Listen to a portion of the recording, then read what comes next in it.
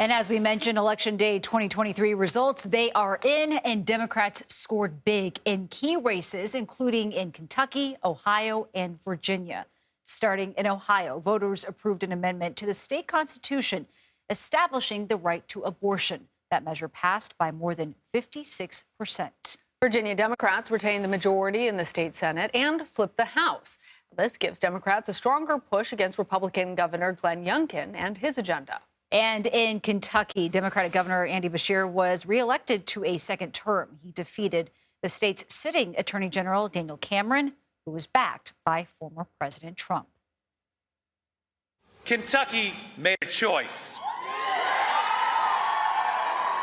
A choice not to move to the right or to the left, but to move forward for every single family.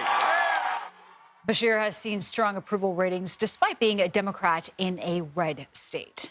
And we also saw several historic victories in this year's elections. Rhode Island Democrat Gabe Amo is now the state's first black congressman. In New York City, Yusuf Salaam will represent Central Harlem on the city council. Salaam, as you'll remember, is one of the 5 men exonerated in the infamous Central Park 5 case. And Philadelphia has elected Democrat Sherelle Parker as its first female mayor. Some experts said this year's elections could be a preview of what is to come in 2024 when voters head to the polls to decide who will take the White House. Joining us here in Studio 57 is CBS News Executive Director of Elections and Surveys, the man who knows all the details behind the details, Anthony Salvanto. Anthony, great to have you. So what were the big headlines that came out of last night? A lot of talk today about the issue of abortion. How'd that play out for us? That's definitely where you start, right? Because what happens is abortion has been a motivating issue for Democrats. And it was in the midterms. And then people look ahead to 2024 and say, OK, could that motivate Democrats to turn out? Because right now they're less motivated than Republicans in all the polling. OK, so what do we learn from Ohio? Well, OK, abortion rights in the Constitution passes. And what I've been doing for everybody is just rewinding to 2020 for a second. This is the yes vote here in green. But watch how Republican Ohio is in 2020. Really red. Donald Trump wins easily. So that's a shift, and there were shifts all across, especially in and around, though, the urban areas, the suburbs. We'll hear a lot of talk about suburbs next year around Columbus, and I'm going to do this. If I turn this thing on its axis, the higher bars here represent more votes, right? The population centers. What that tells you if you're a Democrat is you can get motivation, you can get turnout up in places where you need to, at least on this issue, because this electorate approached a midterm size electorate. And that's really big turnout for an off year. 3.9 million votes here, 4 million in the Senate race. That's a really close percentage or number. And Anthony, I know that you looked backward there. Let's talk about looking forward too to 2024. Oftentimes after elections like this, you try to read the tea leaves. Looking at this, where does the 2024 presidential race stand now? And how could these results change the way candidates approach the next year or so?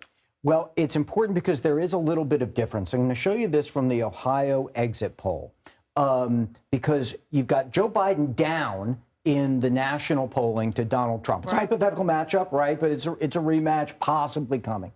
And you look at the groups who voted yes on right to an abortion, women, 60%, voters under 30, big numbers, independents at 64%. Right now in the national polling, Joe Biden is down with independents. So this could be an issue maybe the Democrats could try to use to push back on that a little bit. Having said that, I want to show you Joe Biden's job rating. This is in Ohio, where he probably, will not be favored come 24. But look, they still disapprove of Joe Biden, even those independents, even as they were voting yes to enshrine abortion rights. So the question is going to be, is there a disconnect there, right? Might they still not like Joe Biden because of inflation or because they don't feel he's doing enough on the economy, as many voters say? Or is abortion going to be something that swings them back? There you start to see the contours of how that debate might go.